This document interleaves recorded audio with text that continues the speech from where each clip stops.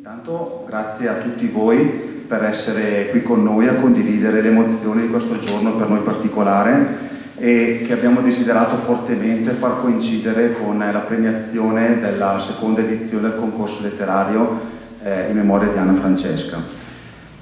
Noi, come tanti trevigliesi e castellrozzonesi, siamo appena tornati dal pellegrinaggio delle nostre comunità a Roma, dove ci è stata concessa un'udienza privata da Papa Francesco, e Papa Francesco nel messaggio con cui ci ha accolto ci ha ricordato che il nostro io non sia chiuso, che sia aperto agli altri.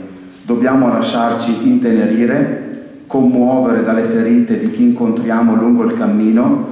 Dobbiamo saper condividere, saper accogliere, saper gioire con chi gioisce e piangere con chi piange. Cito queste parole perché il tema del concorso letterario di quest'anno è stato precisamente questo. Diremo io o noi? Abbiamo ricevuto anche quest'anno risposte straordinarie dai ragazzi che hanno partecipato e che hanno colto questa opportunità proponendo le loro riflessioni. Per cui il nostro primo ringraziamento va a tutti voi, ragazzi e ragazze, che avete partecipato al nostro concorso. Nell'introduzione a questo libro Silvia ha voluto condividere il nostro piccolo contributo su questa tematica, diremo io o noi.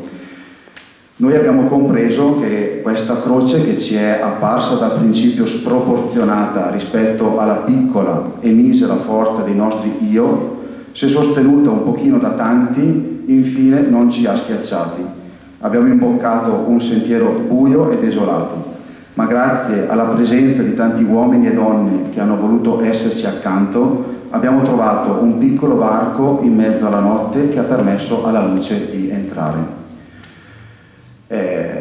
Questo quindi è un po' l'augurio che noi ci sentiamo di farvi, salutandovi, accogliendovi nuovamente nella nostra sala polivalente, cioè di essere gente del noi, di essere animatori di comunità, di essere costruttori di terre di mezzo tra le persone, perché ogni nostra azione sia la continua ricerca di un ponte che unisce le generazioni, i generi, le culture, le fragilità, le miserie e le nobiltà delle persone che ci accompagnano nel nostro viaggio. E peraltro cade questa giornata proprio nel giorno della liberazione, per cui ci piace festeggiare così anche il nostro 25 aprile. Infine volevamo chiedere ancora un minuto per ringraziare le persone che ci hanno sostenuto in questo nostro percorso. Abbiamo già ringraziato i ragazzi che sono i protagonisti di questa serata. Vorremmo ringraziare i giurati che hanno partecipato con tanta passione, si sono confrontati, hanno fatto un lavoro veramente molto egregio, grande preparazione. E ringraziamo anche gli enti che hanno patrocinato la nostra iniziativa, ringraziamo la Regione Lombardia, la provincia di Bergamo, ringraziamo il Comune di Castellrozzone, qui c'è il nostro sindaco Luigi Rozzoni, alle quali chiederei un saluto magari tra un attimo. Ringraziamo le Acri di Bergamo e ringraziamo Molte Fedi sotto lo stesso cielo che ogni anno ci dà lo spunto per il tema dell'edizione del concorso letterario. Vogliamo ringraziare la Fondazione Angelo Custode, qui rappresentata dal direttore generale Giuseppe Giovanelli e da Maria Luisa Galli, grazie. Ringraziamo l'associazione Genitori Age Castello che da sempre ci accompagna. Vogliamo ringraziare l'ufficio territoriale della pastorale scolastica della diocesi di Bergamo. Qui abbiamo la professoressa Daniela Noris. Ringraziamo gli amici del Centro Salesiano Don Bosco di Treviglio e infine anche la Fondazione Bernareggi, sempre qui rappresentata dal direttore Giuseppe Giovanelli, che ci ha omaggiato anche dei libri con i quali poi premieremo le menzioni speciali. Quindi prima di lasciare la parola agli elaborati, perché sono i veri protagonisti di questa serata, gli elaborati verranno poi letti da tre nostri amici, che sono Bruno Fusari, che sono Simona Pasinelli e Alda Corda. Ecco, chiederei magari al sindaco se ci vuole dire due parole. Grazie, buonasera a tutti, grazie dell'invito. Vi porto il saluto dell'amministrazione comunale, il mio personale, e con me c'è anche il presente vice sindaco Fabio Sgroi. grazie del ricordo che ci permette del pensiero di ricordare Anna Francesca oggi, tramite l'iniziativa della famiglia Trevisan, che anche quest'anno, anche quest'oggi, come diceva, è un giorno particolare, ci permette di ricordare, ho visto la famiglia tutta coinvolta, quindi è anche proprio bello vedere la partecipazione. Grazie anche per i pensieri che ha fatto Alberto, sia alle parole del Papa, che ci hanno veramente coinvolto e stimolato a proseguire anche per il futuro, e alla giornata del 25 aprile. Sono tutti momenti molto importanti che vengono oggi raccolti in questo momento e fa piacere. Mi scuso in anticipo, ma un impegnato video fra un'oretta, per cui rimarrà comunque il vice sindaco e mi scuso, ma vi ringrazio comunque della presenza. Grazie ancora, buonasera a tutti.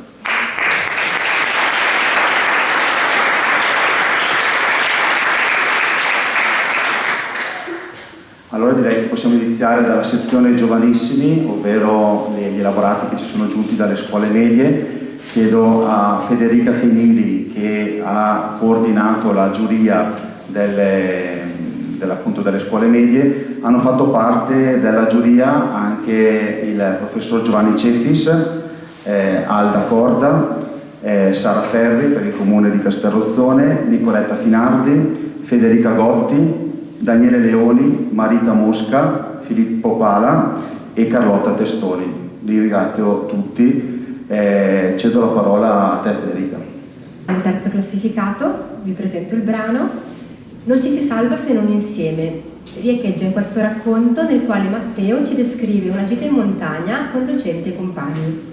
La montagna, lo sappiamo, può essere pericolosa e in poco tempo le circostanze possono cambiare, ci si può trovare in una situazione di pericolo.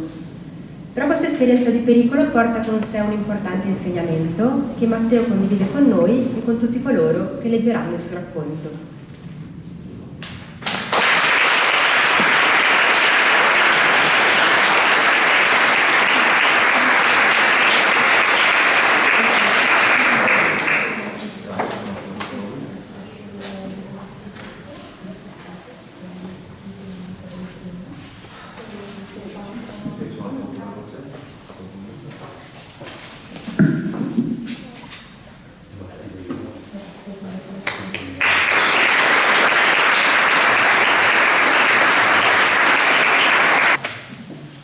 Quest'estate sono andato in vacanza a Peio per una settimana organizzata dalla scuola.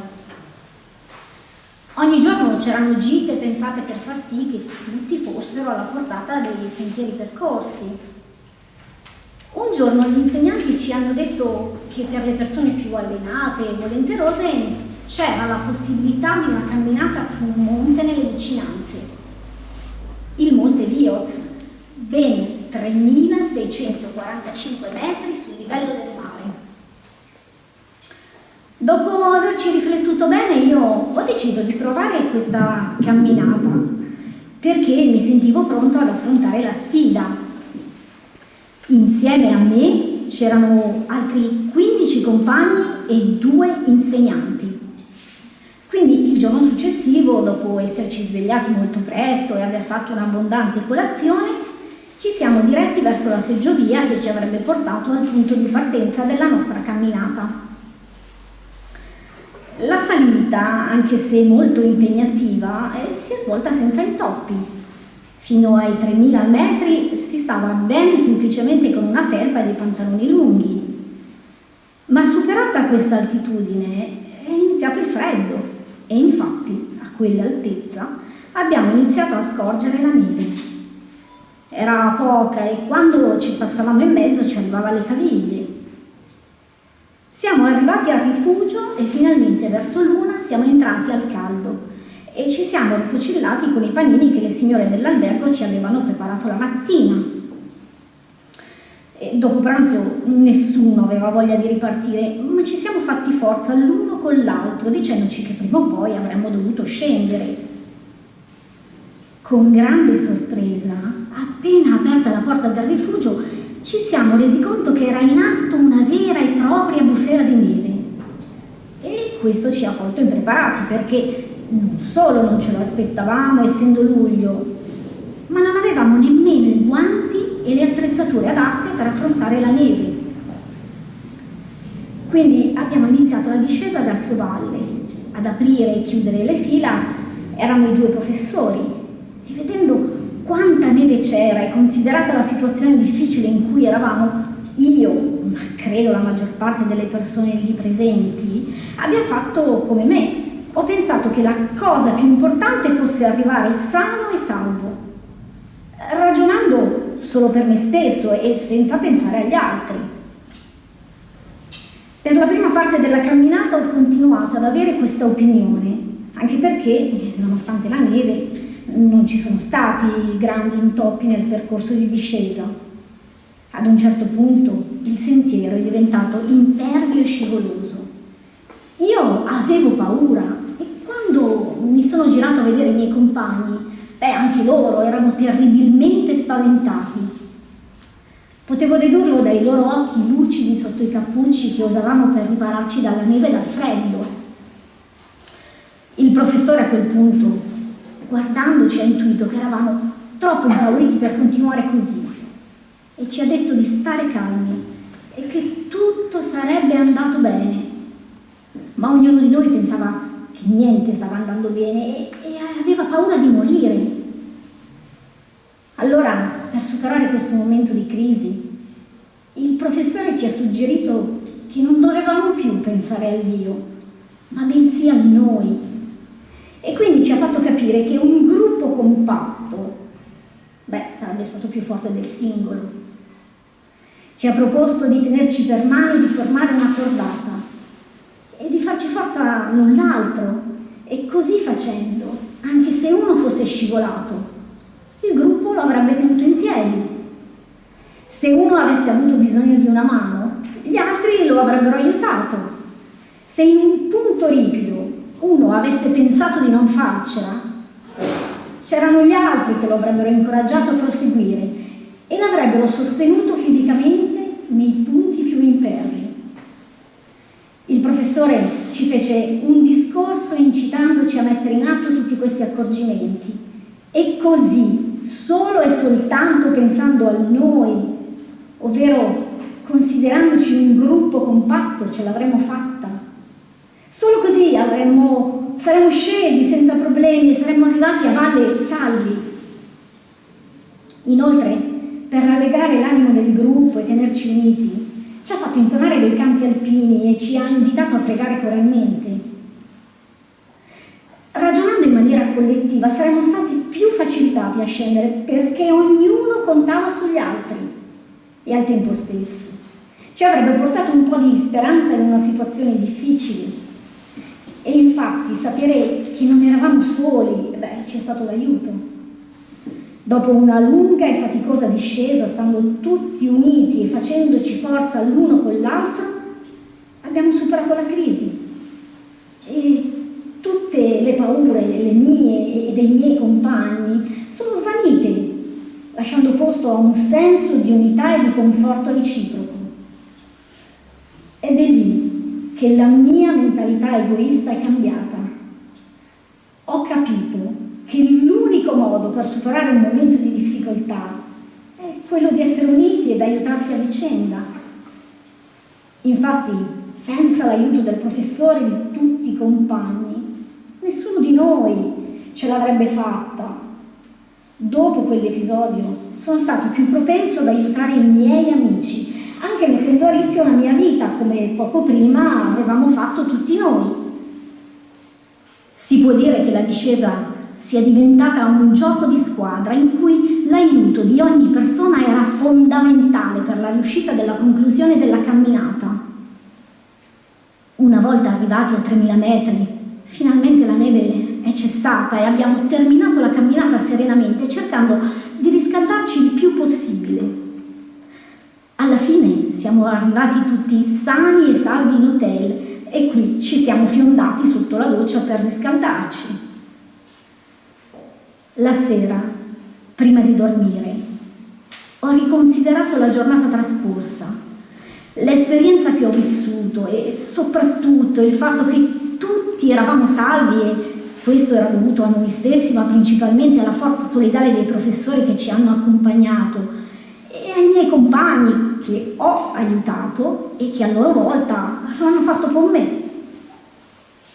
Quindi il merito della buona riuscita della gita è sia personale che di gruppo e oggi, ripensandoci, credo che se avessi aiutato i miei amici fin da subito, l'inerpicata sulla montagna sarebbe stata più sicura ed io mi sarei sentito più tranquillo per il semplice fatto di aver compiuto un gesto solidale. Così facendo ho messo in atto uno dei detti più importanti a parer mio, ovvero l'unione fa la forza.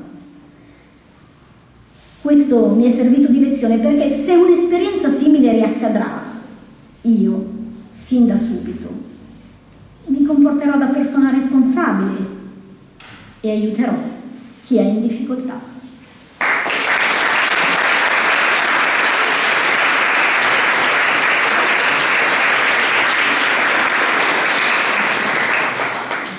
Allora, ci sono delle situazioni in cui a noi adulti tocca ringraziare i ragazzi e questa è una di quelle situazioni, perché dobbiamo proprio ringraziare Thomas per questo racconto in cui ci viene ricordato la necessità di guardare e interrogarsi sul dolore degli altri che a volte prende la forma della solitudine. Ascolteremo una deliziosa storia di amicizia tra un adulto e un ragazzino, uno scritto che mette in luce la capacità dei piccoli di prendersi cura dei grandi. Premiamo con il secondo premio Thomas Lanzi, non può essere presente, ci dovrebbe essere la zia.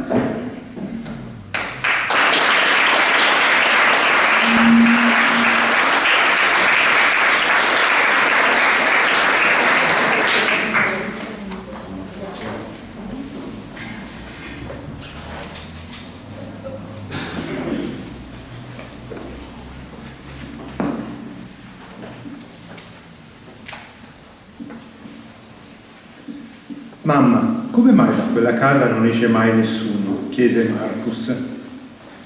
Perché ormai il signore che ci abita non starà molto bene, gli rispose la mamma. Ma perché nessuno lo aiuta se è malato? Domandò il bambino. Perché non ha una malattia normale. Non può guarire prendendo delle medicine, ma questa è una cosa che non puoi ancora capire, Marcus, concluse la mamma. Ma Marcus non sapeva che cosa dire. Voleva ricevere una risposta a una domanda che non riusciva neanche a formulare. I giorni passavano e il ragazzino non riusciva a togliersi dalla mente le parole di sua mamma. Così, un giorno, decise di provare a suonare il campanello della casa misteriosa. Ovviamente Marcus non era sicuro che dalla porta sarebbe uscito qualcuno, ma lui ci sperava lo stesso. Ormai sembrava che nessuno rispondesse, ma quando si girò per andarsene, sentì lo scricchiolio della porta.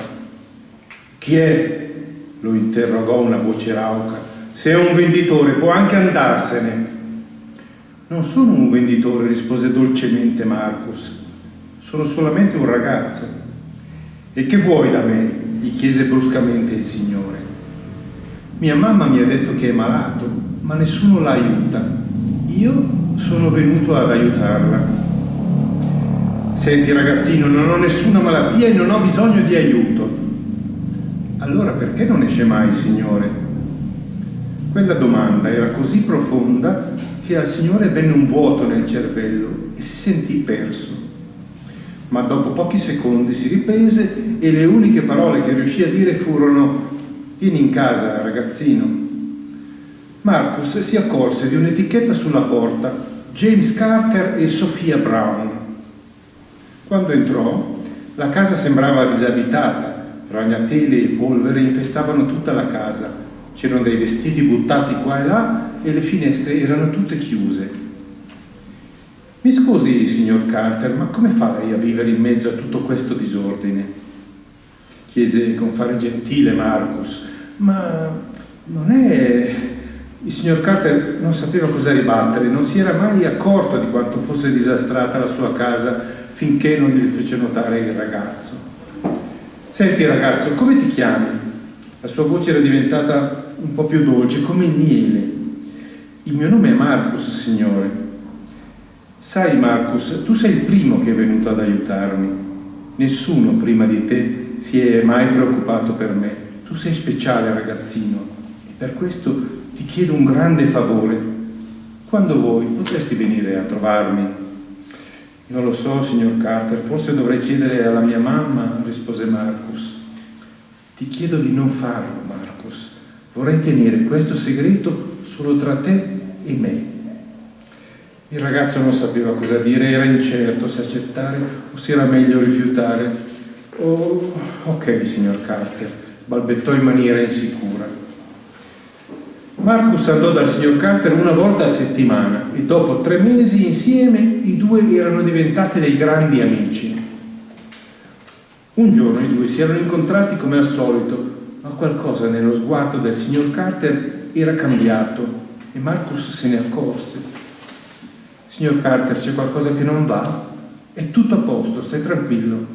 Ma il signor Carter era pensieroso, aveva in mente qualcosa. Puoi venire con me un attimo? Chiese al ragazzo. Ma certo.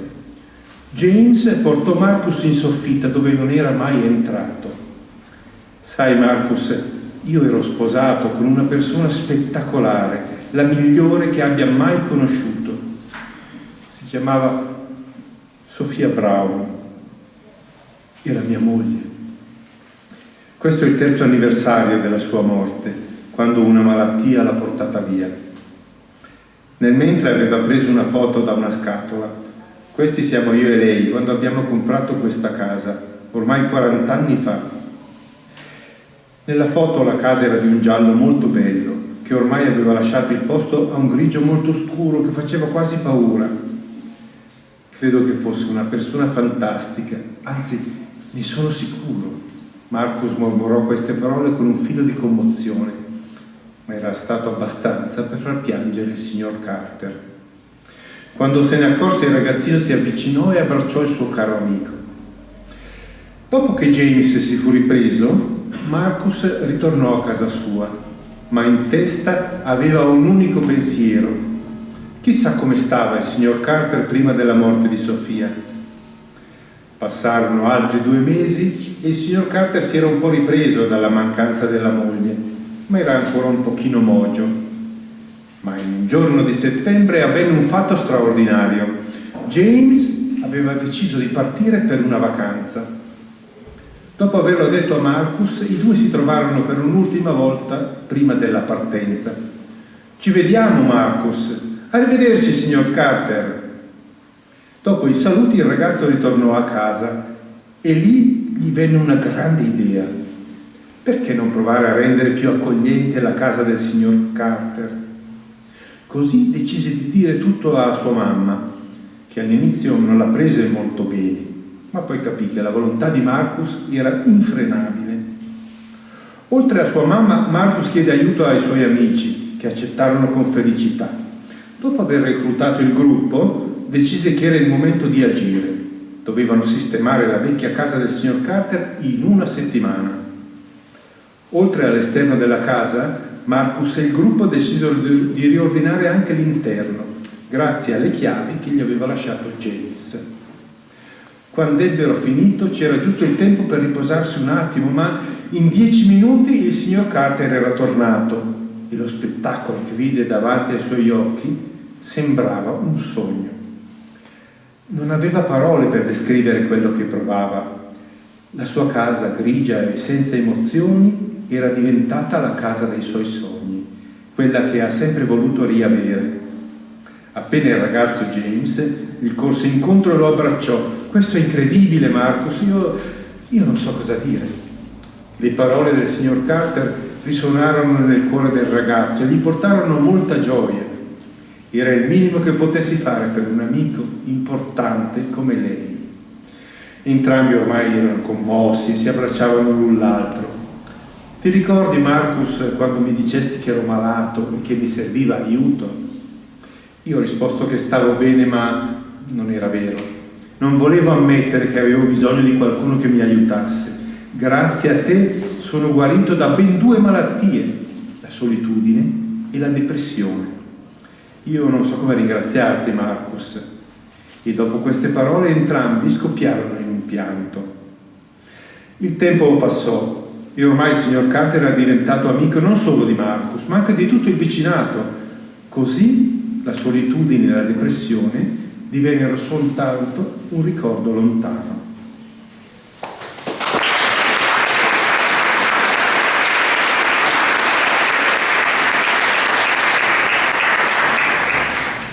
Siamo arrivati al primo classificato.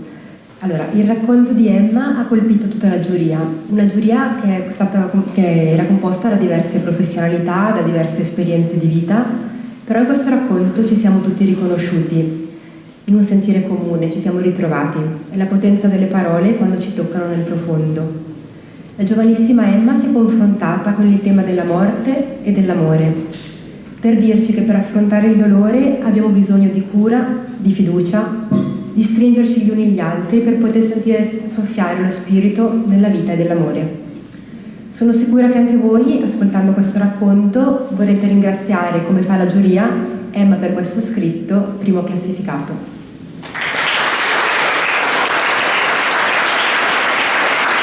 Chiamiamo Emma Dritti.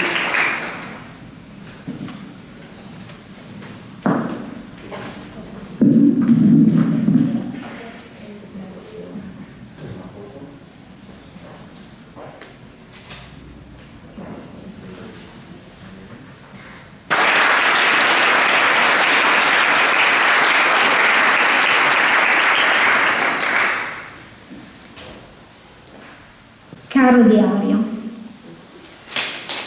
oggi sarebbe potuta essere una giornata pesante, davvero tanto, di quelle che si vorrebbero evitare, e le premesse c'erano tutte. Martedì il mio nonno Sandro è andato in cielo ed oggi abbiamo celebrato il suo funerale. Io e la mia famiglia ci siamo svegliati presto e siamo partiti per andare a casa sua. Lì ci aspettavano mia nonna, i miei zii e mio cugino insieme ai parenti che volevano dargli l'ultimo saluto. I miei nonni abitano in un bel cortile con un vasto giardino e ho percorso il vialetto, sentendo la nostalgia che mi penetrava nel cuore ad ogni passo. Varcata la soglia della porta, l'ho trovata lì la mia nonna, seduta accanto alla bara ancora aperta. Chissà da quanto tempo era lì in silenzio a contemplare il nonno e ad accarezzarlo. Era un'immagine forte nella sua delicatezza e sentivo il naso che iniziava a pizzicarmi, le lacrime avevano iniziato ad accumularsi nei miei occhi. L'abbiamo salutata, ma per lei stamattina non poteva esserci nessuno più importante del suo caro marito. Sarebbero stati gli ultimi attimi in cui l'avrebbe potuto vedere e toccare, in cui l'avremmo tutti potuto vedere e toccare. Il silenzio aveva ormai invaso la stanza, ma era giusto così. Chissà cosa ognuno di noi stava pensando o dicendogli in quel momento. Poi ci siamo spostati in cucina con la nonna, cercando di distrarla dalle circostanze, ma non c'era verso. La sua mente e il suo cuore erano nella stanza accanto, vicino al nonno. Anche per me era difficile accettare che non l'avrei più rivisto sdraiato sul divano quando entravo in casa o seduto sulla panchina in giardino mentre guardava me e il mio cugino giocare a palla. Prima di chiudere la bara, la nonna prese ad abbracciarlo e baciarlo con tutto l'amore che aveva per lui. E nel vedere quella scena ho provato tante di quelle emozioni che non credo potrei mai spiegare a nessuno. Ora, non so se stavo piangendo più per lui o per lei, ma quello che so è che nella mia vita questo momento sarà tra i ricordi più commoventi. Durante il funerale ci sono stati tanti momenti in cui avrei voluto semplicemente chiudermi nel mio dolore e starmene da sola. Avrei voluto essere nella mia cameretta con la porta chiusa a chiave per poter piangere da sola. Lo so che è un pensiero un po' egoista, ma non so per quale motivo piangere davanti agli altri per questioni mie mi ha sempre messo in imbarazzo. Per certe cose ci vuole un po' di intimità, no? Credo che questo riservo sia legittimo. Però poi ho pensato a tutte le persone che erano sedute dietro di me. In fondo erano lì anche per me. Forse per loro la morte di mio nonno non significava tanto quanto per la mia famiglia, però avevano voluto essere lì per farci sentire il loro affetto e la loro vicinanza. Dopo il funerale tutti passavano a salutare la nonna e essere consolata mi è servito tanto, non lo avrei mai immaginato, anche perché oggi con il Covid stare da soli, sembra la cosa migliore e di certo lo è per il corpo, ma non lo è per l'anima. Fuori dalla chiesa io e mio cugino abbiamo cercato di dare coraggio alla nonna e di farla sentire più serena e per lei sarà difficile ripartire con una vita da sola dopo tanti anni passati insieme. Consolare lei e mio papà è stato come consolare anche me stessa. Cercavo i lati positivi di quanto era accaduto, ricordavo i bei momenti passati insieme. Non dico che ripensarci mi abbia fatto passare la tristezza, no, ma sentivo il cuore che si faceva sempre più leggero rispetto alla mattina, come se i nostri cuori fossero sì legati dallo stesso dolore, ma anche dalla stessa cura. Se mi fossi chiusa in camera, non avrei mai trovato la mia cura. Gli altri. Caro diario, sembra strano da dire, ma oggi stare con gli altri a condividere questa triste giornata mi ha aiutata ad accettare il mio dolore e trasformarlo in gratitudine per i bei momenti trascorsi con mio nonno. Lo abbiamo definitivamente salutato sul sagrato della chiesa. Ho osservato la macchina che lo portava via lungo la strada mentre si allontanava e sono convinta che lui sia meglio dov'è ora. Certo per la nonna non sarà facile accettarne la lontananza, ma scoprirà che lui è molto più vicino adesso di quanto non lo sia mai stato prima, perché ora lei lo porta dentro. E quando avrà bisogno di qualcuno che l'abbracci fisicamente, e ne avrà bisogno, ci siamo noi, i suoi figli, i suoi nipoti. Quando siamo tornati a casa della nonna abbiamo preparato una grande tavolata e abbiamo mangiato tutti insieme e sono sicurissima che il mio nonnino ci stava guardando contento di vedere i suoi figli e i suoi nipoti insieme. Adesso sono a casa e per me. La cosa importante è che io ho avuto un noi che mi ha aiutato in questa giornata. Caro diario, oggi ho scoperto che nonostante io pensi di essere forti, avere bisogno degli altri non vuol dire essere debole. E ti confesso che ora io sono serena. A presto.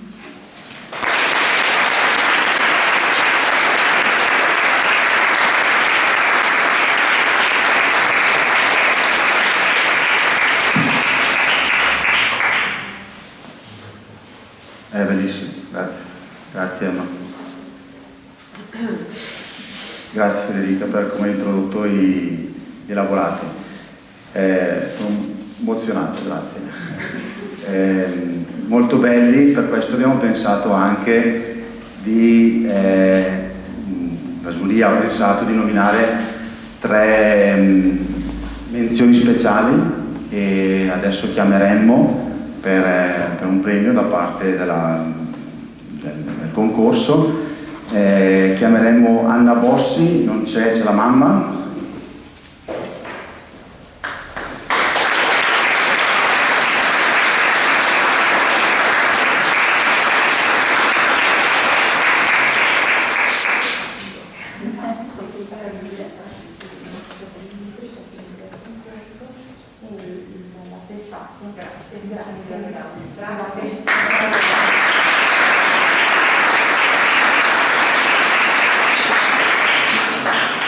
Volevamo premiare anche Mattia Gatti. Eccolo.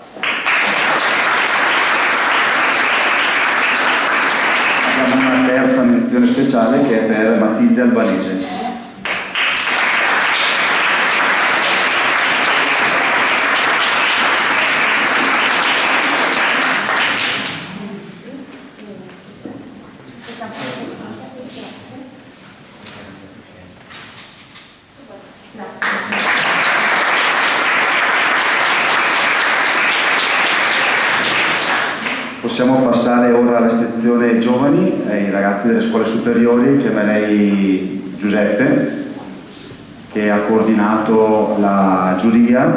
La giuria è stata composta da Giuseppe Giovanelli, da Laura Casirati, da Mattia D'Avanzo, da Maria Luisa Galli, da Daniela Ornaghi e da Giovanna Tarenghi. Magari partirei col premiare le menzioni speciali e così poi lasciamo al terzo, secondo e primo classificato. Anche in questo caso abbiamo giudicato insieme alla giuria almeno altri 2 elaborati meritevoli e quindi vorremmo chiamare Gaia Benetti,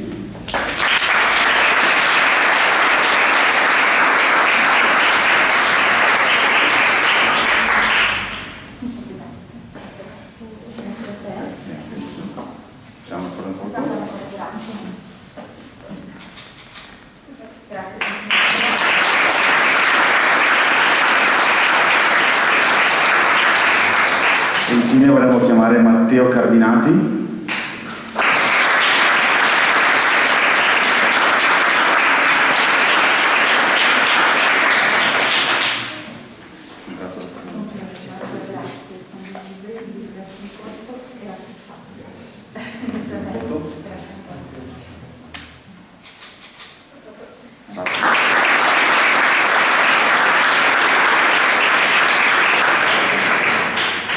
Cedo la parola a te, Giuseppe. Allora, il terzo classificato, il titolo è Io, lineetta, N, lineetta, Oi, io, noi, la sottile linea rossa della vita. È un racconto che parte da un'esperienza di fine estate di 2 ragazzi, una di quelle notti indimenticabili, una festa, un incontro, una vita che nasce, che sboccia. E poi improvvisa entra dentro nella storia la guerra. È un racconto che è stato scritto certamente prima di quanto noi stiamo vivendo in questo momento, ma che poi ascolterete ci richiama prepotentemente all'esperienza della guerra. Ci descrive la fatica di costruire un noi in una distanza, e una distanza che è resa più grave dal macigno e dai macigni della guerra. E poi questa vita si confronta con la morte, niente meno. Però la conclusione è una conclusione di speranza, perché la vita prevale e laddove c'è stata la paura di costruire questo noi nella distanza, entra il coraggio che la nuova vita dà a ciascuno di noi. Grazie Giuseppe. Premiamo con il terzo premio Francesca Rigamonti.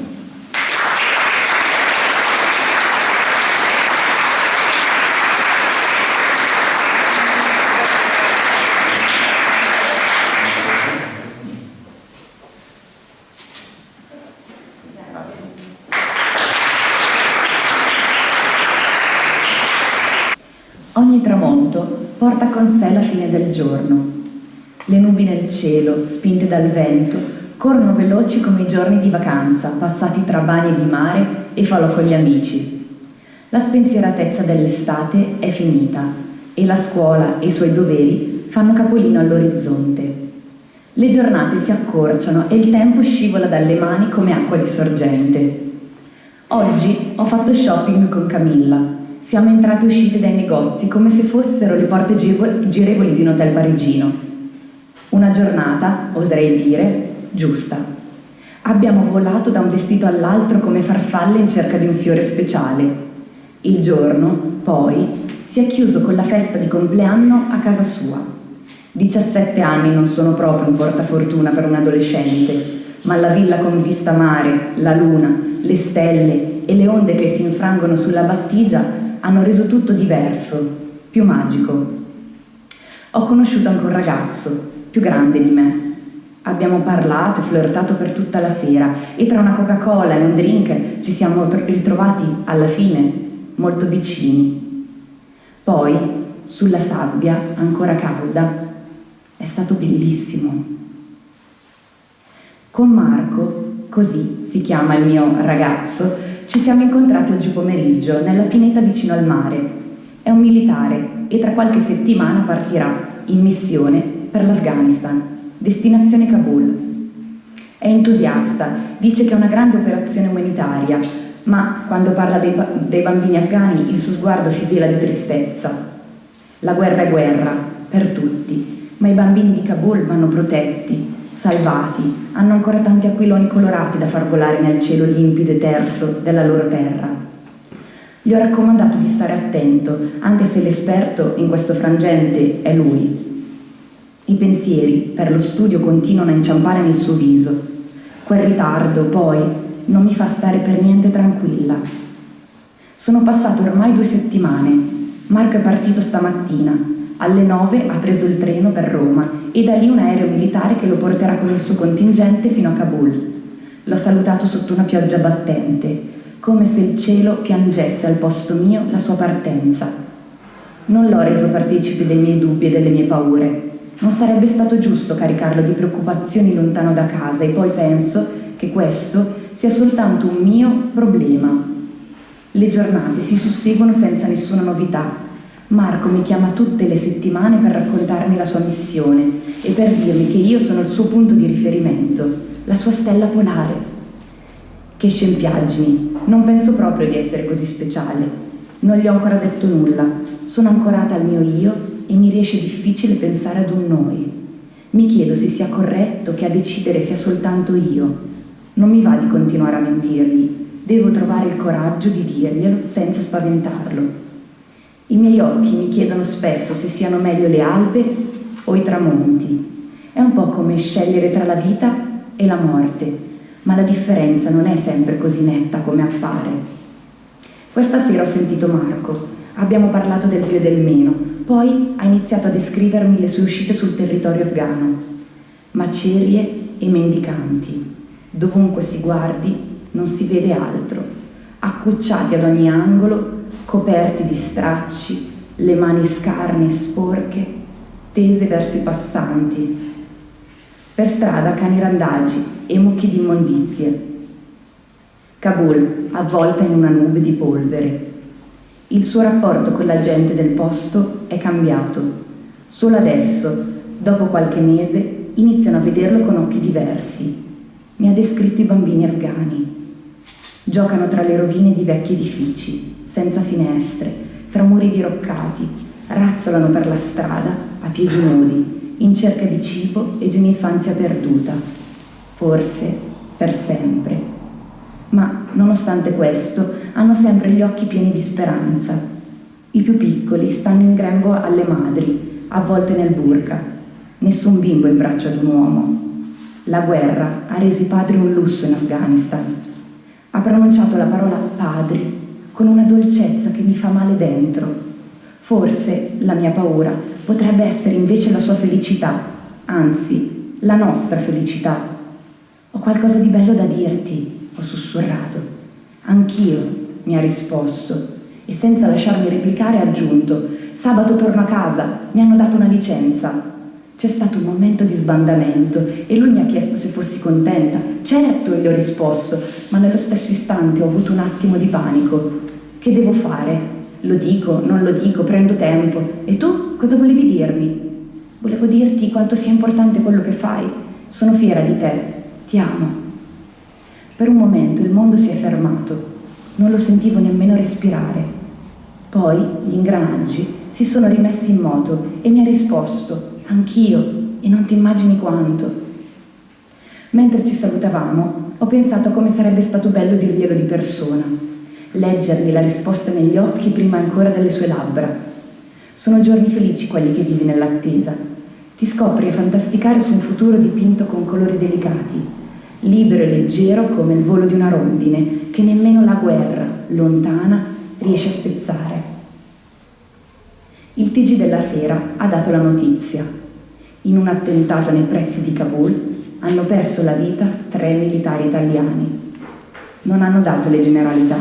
Cerco in tutti i modi di non pensarci, ma una brutta sensazione mi pervade da capo a piedi. Ho provato a mettermi in contatto con l'ambasciata, ma invano. Tutto sembra essere avvolto da un silenzio che mette i brividi.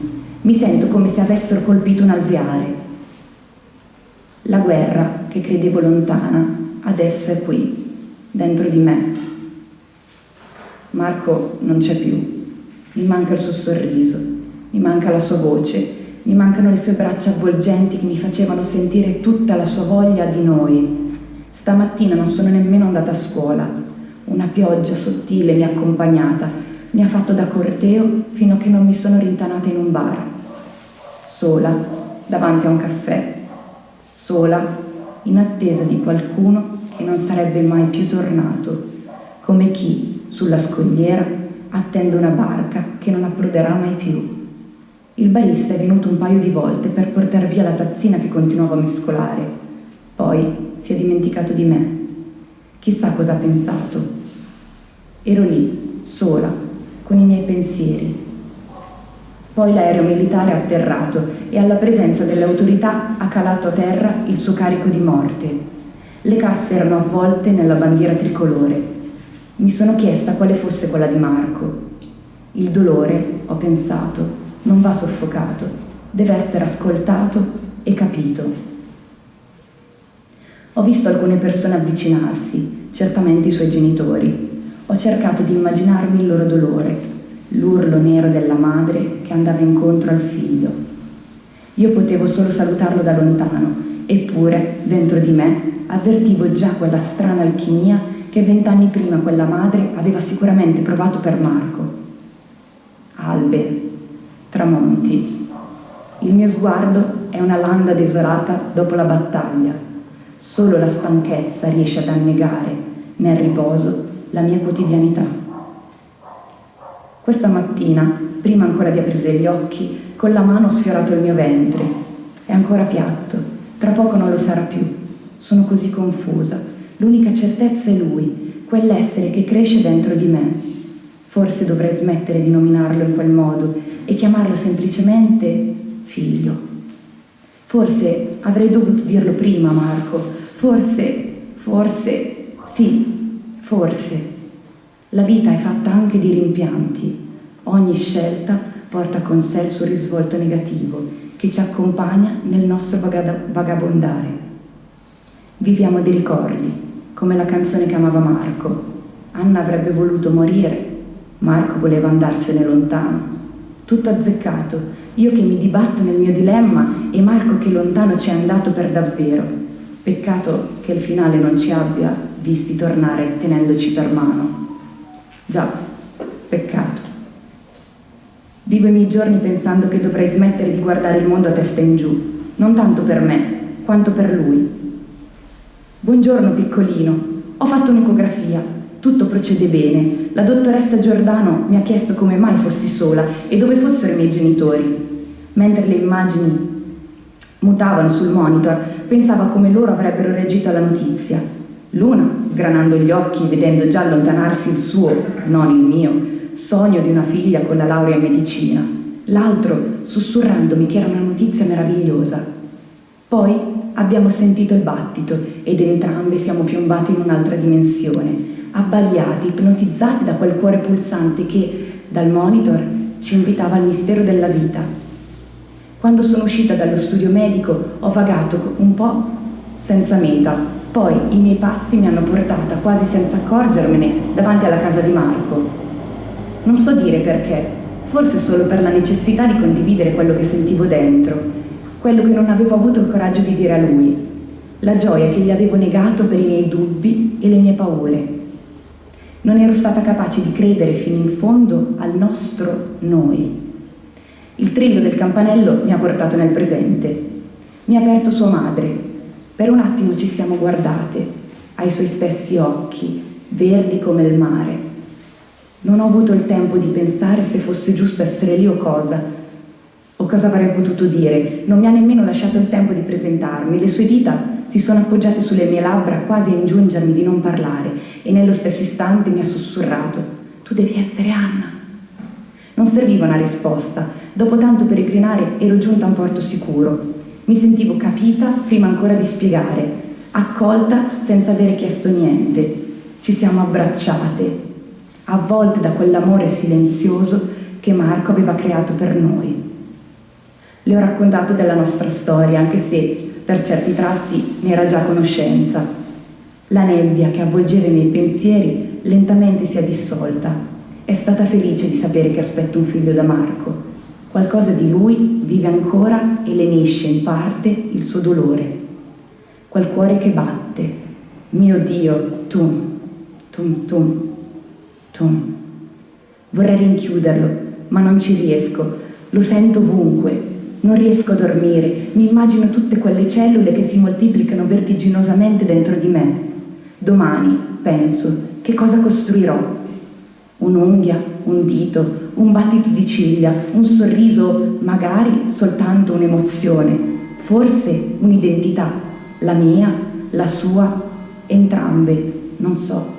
Adesso, guardando l'alba, non penserò più che quella sottile linea rossa che vedo lontano sia come un rasoio sulla gola della notte. Forse i miei occhi vedranno la vita che vince sul buio. Forse dovrei dire i nostri occhi, i tuoi, i miei. Io, noi è palindromo, lo sai, è il cerchio della vita. È quello che abbiamo sempre desiderato senza avere il coraggio di ammetterlo. Io, noi, finalmente, insieme.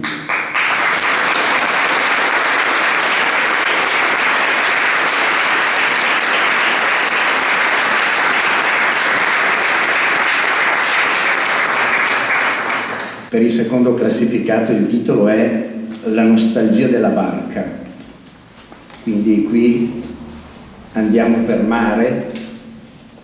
Chi scrive ha una discreta cultura di nautica, entra molto nei dettagli e racconta la storia di questa barca che sembra che abbia tutto, una barca che ha tutto quello che deve avere una barca, che vuole essere quello che una barca è,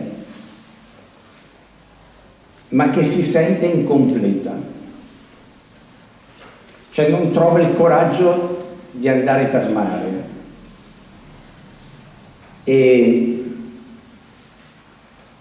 si domanda dove stia questa incompletezza. Ma l'incompletezza non la trova nelle cose che mancano. L'incompletezza la sente da un sentimento. Alla fine la risposta verrà da un incontro. E quindi adesso ascoltiamo. Premiamo con il secondo premio Emma Vetturi.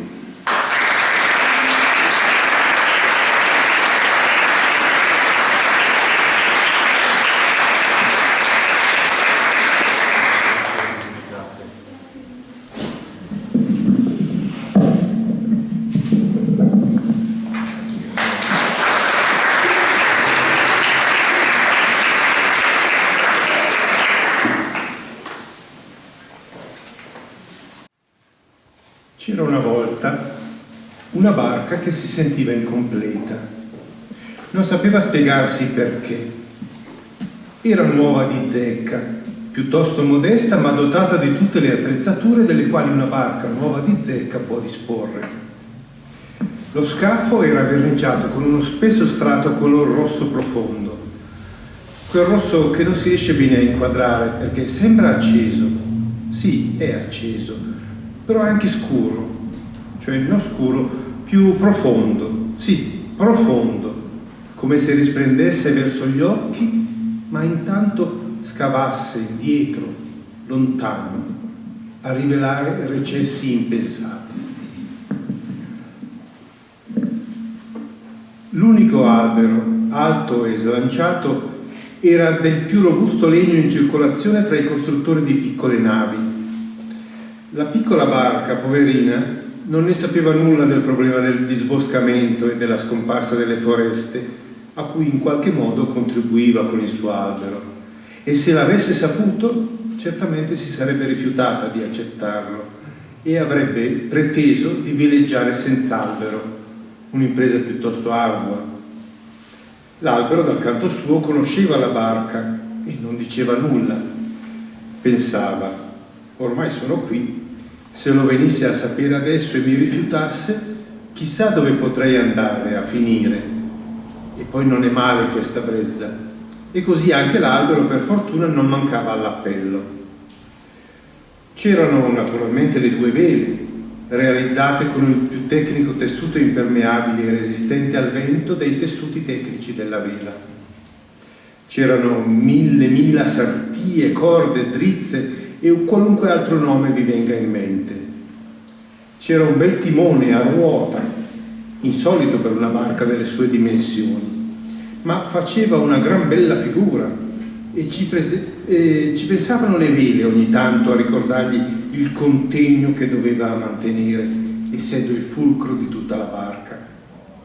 C'era ogni sorta di dispositivo tecnologico d'avanguardia, GPS e tutto il resto.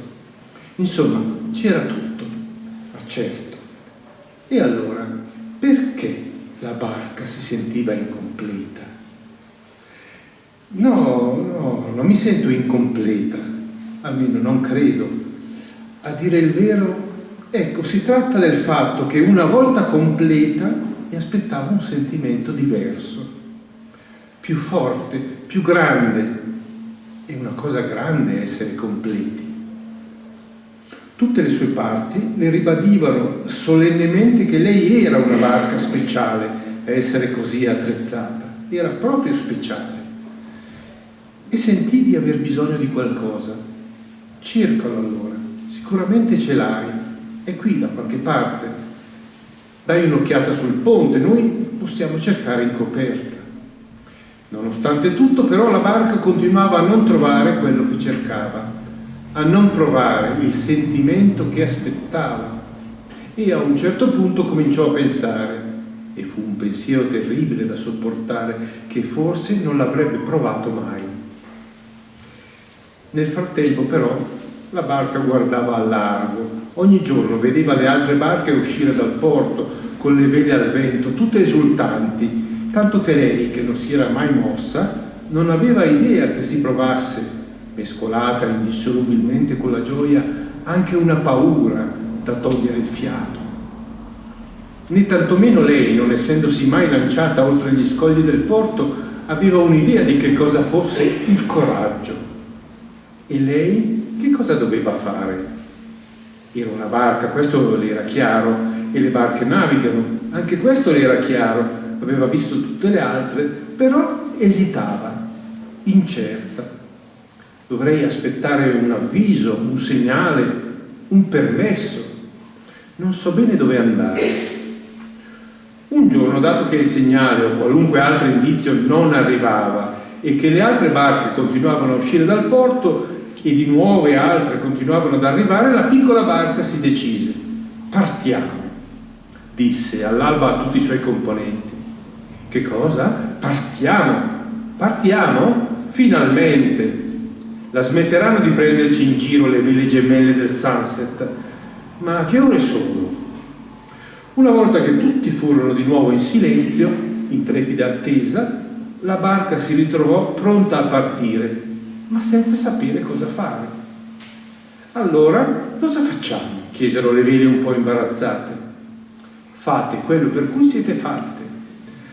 Nessuno sembrò molto soddisfatto dalla risposta. A tutti era sorta spontanea la domanda: e come si fa? Non lo dissero e cercarono di seguire il comando della barca, ricordandosi quello che avevano visto fare alle altre. Il GPS cominciò a lampeggiare, le vele si spiegarono, il timone prese a ruotare e l'albero se ne stette lì, in piedi, più ritto del solito. A quel punto, come per magia, lo scafo prese a fendere le acque piatte del porto.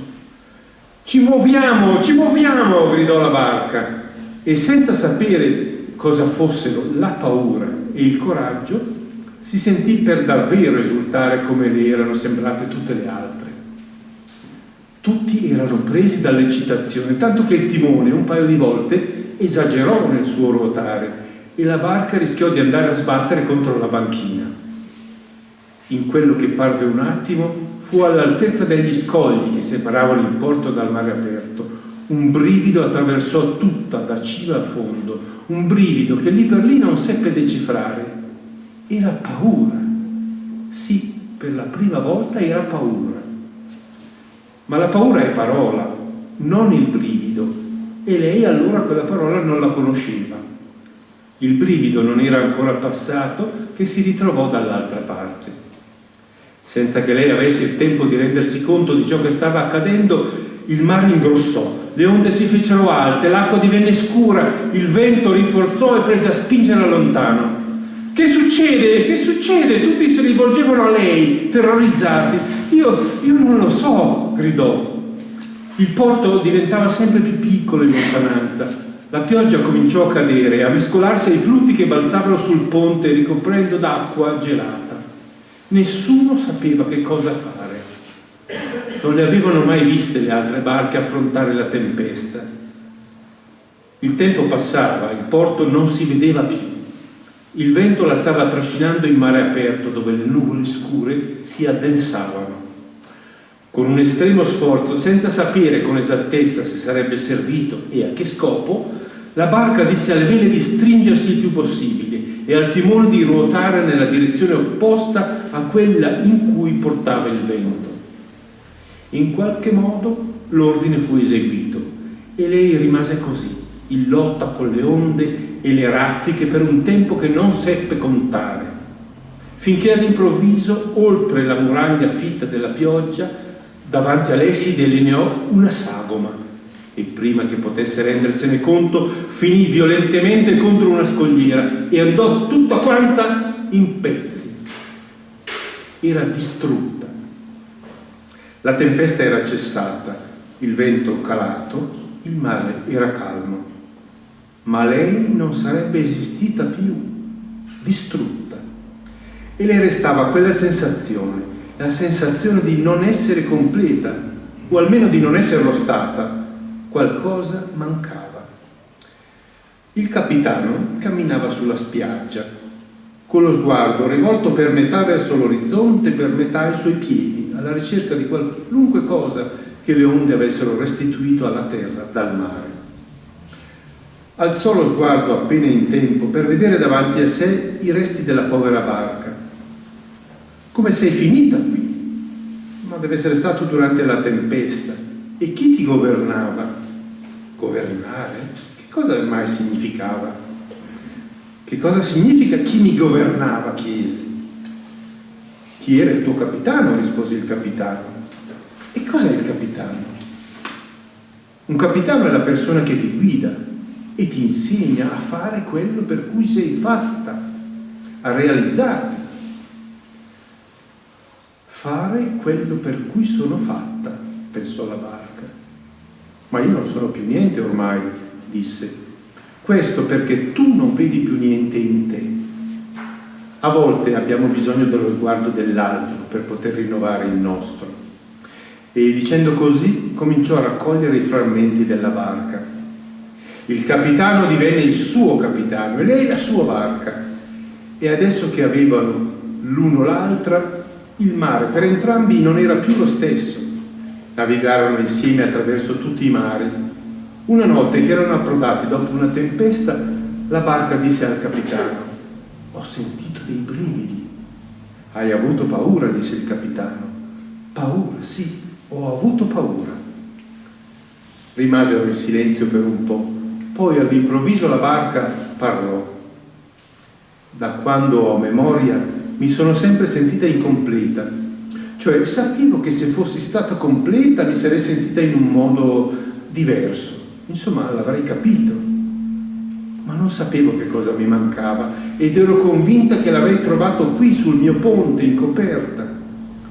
Adesso so che non posso essere completa in me stessa. Quello che mi manca sei tu e l'equipaggio e il navigare insieme. Il capitano non rispose subito. Dopo aver riflettuto disse: quella sensazione che provavi quando sentivi di non essere completa si chiama nostalgia.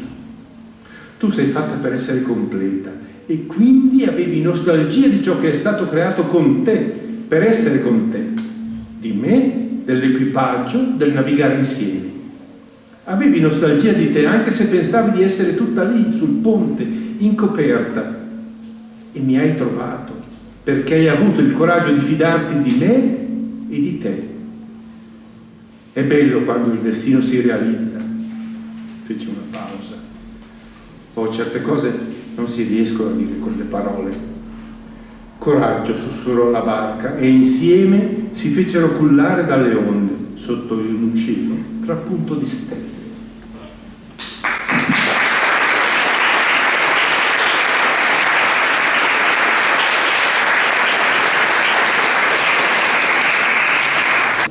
Il racconto che abbiamo ritenuto primo classificato. Il titolo è L'assioma di Gibran. Qui è una storia familiare. Al centro c'è una madre, intorno c'è un padre, ci sono dei figli, c'è chi racconta la storia.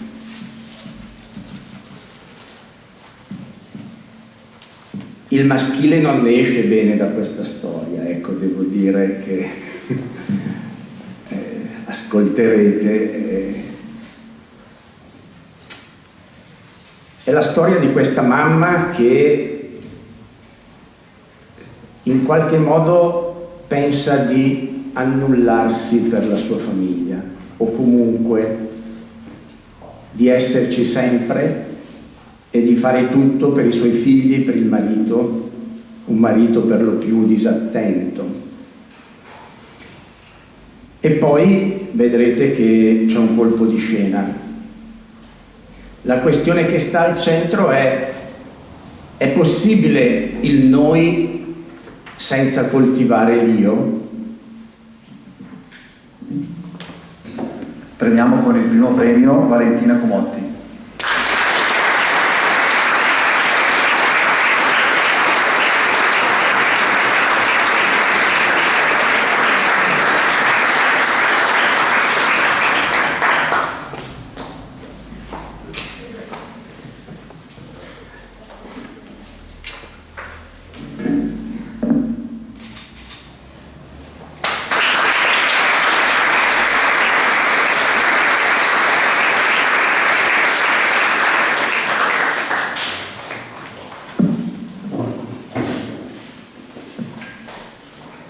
La storia che state per leggere è la meno originale che avrete mai letto.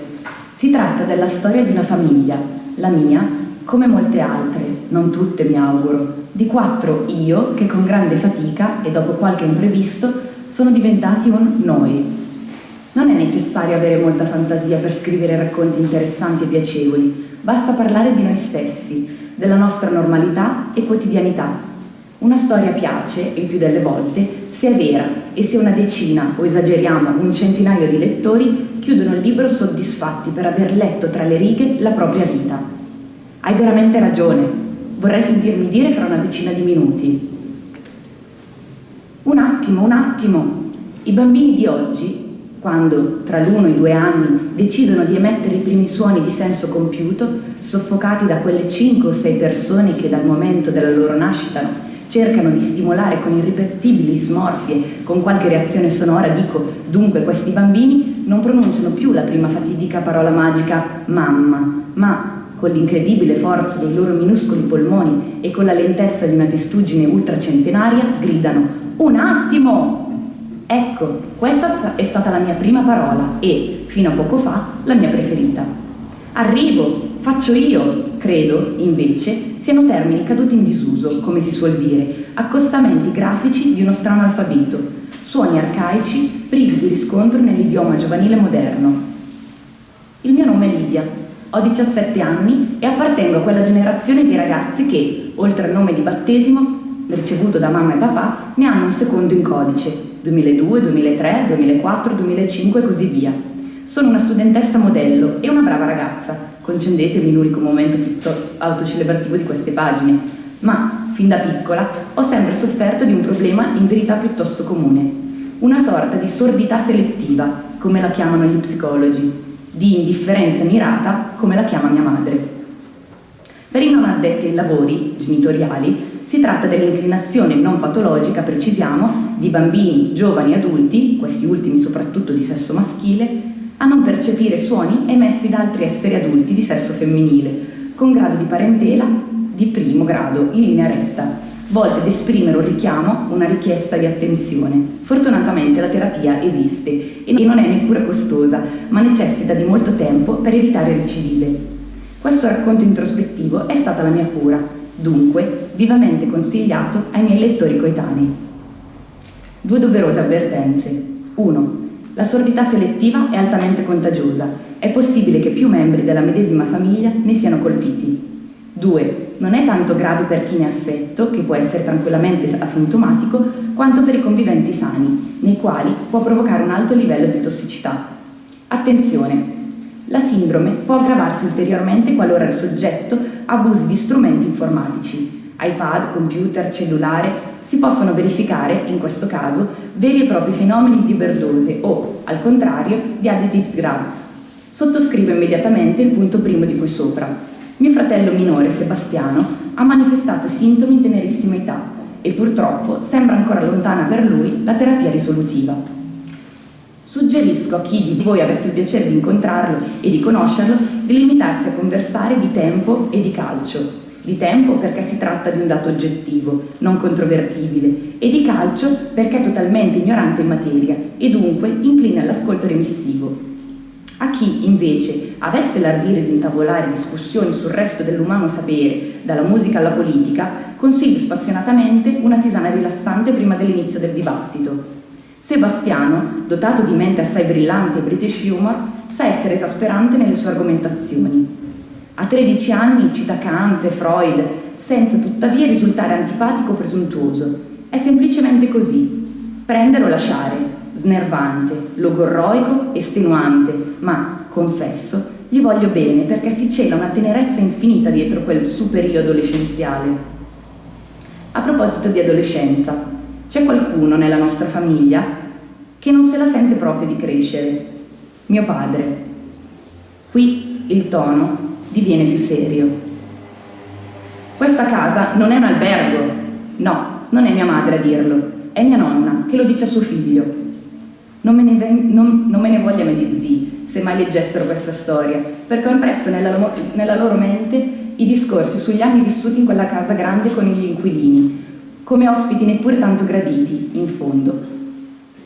Mio padre non ha mai avuto una vera famiglia. È drammatico, ma nessuno gli ha insegnato che esiste un noi, e non solo io e poi tu, che in una casa c'è sempre un tavolo attorno al quale, almeno una volta al giorno, ci si siede tutti insieme, che, grazie, è la parola che fa più felice chi la pronuncia di chi la riceve.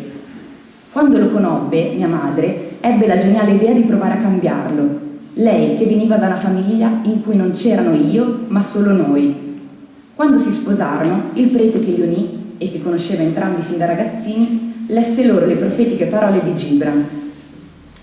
Donatevi il cuore, ma l'uno non sia il rifugio all'altro, poiché solo la mano della vita può contenere i vostri cuori. E siate uniti, ma non troppo vicini. Le colonne del tempio si ergono distanti, e la quercia e il cipresso non crescono l'una all'ombra dell'altro. Ma nella loro casa le colonne poggiavano sulla sabbia e nel giardino la quercia impediva al cipresso di godere della luce del sole. Non si alimenta il fuoco se non si usa il mantice, e i loro sentimenti si spensero ben presto nella leggerezza e nelle risate con cui si erano innamorati. Già, perché lui era proprio divertente, anche nelle situazioni serie, incapace di assumersi qualunque responsabilità, insofferente a qualsiasi sacrificio. L'ho sposato per allegria, mi diceva lei, mentre la fissavo con occhi umidi durante uno dei loro tanti bisticci. Esistono i principi azzurri? Ancora sono giovane per dubitarlo, ma esisteranno sempre donne troppo sognatrici e io ho ormai accettato il mistero delle loro unioni. Strana intesa la loro, ma poche cose nella vita hanno un senso. Il passaggio dall'io al noi, in qualunque contesto lo consideriamo, è sempre frutto di un impegno, di uno sforzo. La passione che lega due persone, la vera e rara amicizia che rende inseparabili altre, fa sì che all'inizio l'io sparisca e venga quasi annullato dall'entusiasmo e dal tumulto delle nuove emozioni. Poi scende una coltre di nebbia, la noia, l'abitudine, e dirompe l'io, represso e assopito, egoista ed egocentrico, che non comprende che non deve temere nulla dal noi, che anzi sarà più ricco e felice se uscirà dalla sua prigione dorata, perché è in una prigione l'io che non comunica con altri io e le catene legano le sue mani e i suoi piedi ad un macigno che sprofonda nel mare della solitudine. Ma a volte il tuffo è talmente potente che l'io riceve dal fondale la spinta per risalire e si libera e rinasce. Allora l'io riscopre la bellezza e la gioia di essere parte di un noi. Piccolo o grande non importa, perché quel noi l'abbiamo creato proprio noi e non c'è nulla di più appagante nella vita che realizzare qualcosa che sia più grande dei nostri piccoli io. Storia banale, la nostra, vi starete dicendo. Passate pure al prossimo racconto se vi state annoiando, ma è nella normalità che, secondo me, dobbiamo scorgere la straordinarietà delle nostre vite. È chi lo vive che rende unico ciò che vive. Sta arrivando, sento i suoi passi che si avvicinano alla mia stanza. Spengo un attimo la luce. Non voglio che entri e sbirci i miei appunti. È troppo tardi e vorrà che vada a dormire. Si affaccia alla porta. Intravedo nella penombra il suo viso. Mi sorride dolcemente in silenzio e dal palmo della sua mano esce un lungo bacio. È il suo buonanotte amore mio, in punta di piedi per non svegliare nessuno. Le bisbiglio che le voglio bene e che deve andare a riposare. Si è affaticata troppo in questo periodo. Era molto stanca e provata questa sera. Ogni seduta la rende esausta. La infastidisce raccontare ad un estraneo i segreti del proprio io, svuotarlo su comando e rivivere quell'attimo in cui si è spento all'improvviso l'interruttore della sua mente, del suo cuore. Lei ha un nome, ma nessuno lo usa. Lei è madre di, moglie di, dipendente di. Eppure i miei nonni le hanno dato un nome bellissimo, Irene. Anche il suo io credo fosse molto bello, ma onestamente non lo ricordo.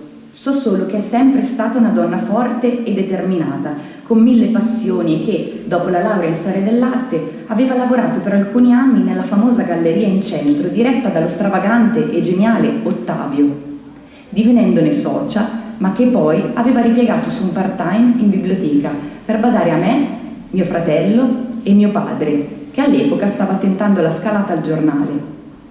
Sembrava serena, nonostante il suo essere iper in tutto, iperattiva, iperansiosa, iperprotettiva.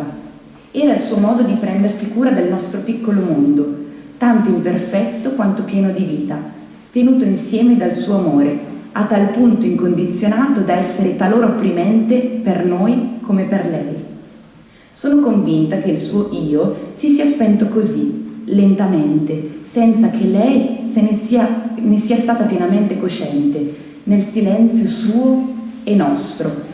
Dal tacco 12 alla scarpa da tennis, mai un rifiuto, un non posso, un aspettate, e se le aveste chiesto se era felice, lei vi avrebbe gridato che lo era immensamente, nonostante la mia pigrizia, la logorrea di mio fratello, l'egoismo di mio padre, perché aveva noi, il capolavoro che nessuna galleria aveva, e non lo avrebbe ceduto neppure in cambio della Cappella Sistina. Ma noi sapevamo che quel noi comprendeva solo 3 e non 4 io. Più i nostri io emergevano, più il suo soffocava, più il noi scemava, perché la sua anima soffriva. Cosa sarebbe di noi senza di lei? Provavo paura quando la mia coscienza mi minacciava. Non eravamo cattivi, peggio, indifferenti. Fingemmo di rimanere sorpresi quella notte quando, clic, improvvisamente la luce si spense. Mamma, dove sei? Mi sveglio di soprassalto, un presagio, corro in salotto, mio padre e Sebastiano hanno la testa china sul tavolo. Li scuoto con forza ma non mi rispondono. Cerco risposte che già conosco. Nel suo armadio non manca nulla. Tiro un sospiro di sollievo. Dori e Mary l'hanno lasciata 4 ore fa sotto casa. L'avevamo convinta noi a farsi una pizza con loro da zionino. Papà ha già allertato la polizia. Mi siedo in mezzo a loro. Stringo la mano di Seba da una parte e quella di papà dall'altra. I battiti dei nostri cuori rimbombano nel silenzio della stanza. Cosa abbiamo combinato? Esclamo.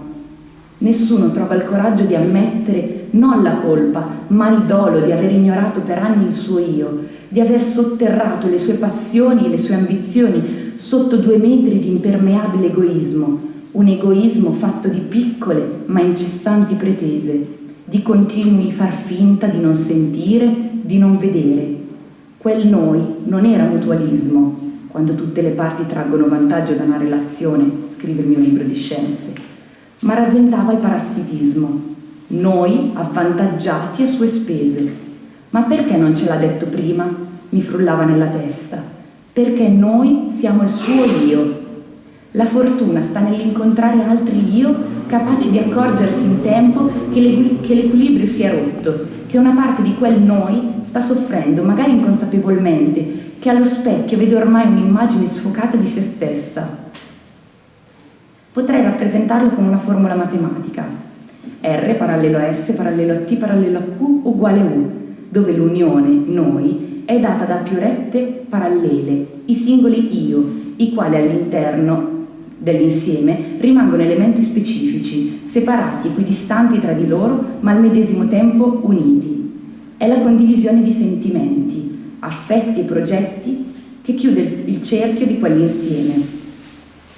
È mezzanotte, spengo la luce, sono tranquilla, non temo il buio, so che domani mattina verrà a svegliarmi con un bacio e le risponderò eccomi. Quella notte mio padre è stato il primo a riabbracciarla sulla porta. Anche Ottavio, Dori e Mary le hanno organizzato una festa per il suo ritorno alla galleria. Clic. Ora abbiamo un vero noi. Io ho miracolosamente riacquistato l'udito. Seba prende una tisana rilassante prima di parlare di politica e mio padre ha scritto fuori dalla porta d'ingresso: questa casa non è un albergo. Irene? Ora preferiamo chiamarla col suo nome. Ha deciso di dipingere il suo autoritratto. Non si è montata la testa, vuole solo scherzare un po' con se stessa. E sul polso della mano destra si è tatuata quella che io ho battezzato l'assioma di Gibran. R parallelo a S parallelo a T parallelo a Q uguale U. E le colonne dissero al tetto del tempio che l'avrebbero sostenuto con tutta la loro forza, mentre la quercia lasciò cadere un po' dei suoi rami per far luce al cipresso.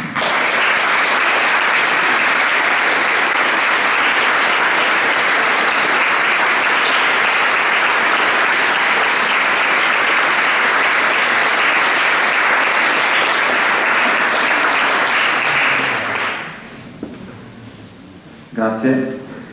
E con questo racconto abbiamo terminato la nostra premiazione. È bello poter dire di aver organizzato stasera, ma anche col concorso, un momento dove i protagonisti sono i ragazzi. Mi pare che la qualità degli elaborati che sono stati presentati e letti ci possono dire quanta ricchezza noi possiamo avere dando spazio a loro, e noi siamo privilegiati di aver ricevuto i vostri contributi, per cui grazie ancora. Ringrazio i nostri 3 amici lettori, bravissimi.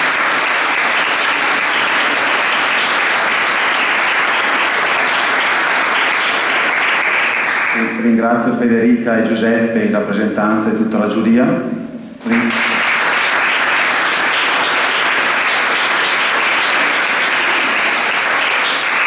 E di nuovo ringrazio tutti voi, vi prego di avvicinarvi a prendere la copia del libro e alla prossima edizione che sarà 4 ottobre 2022.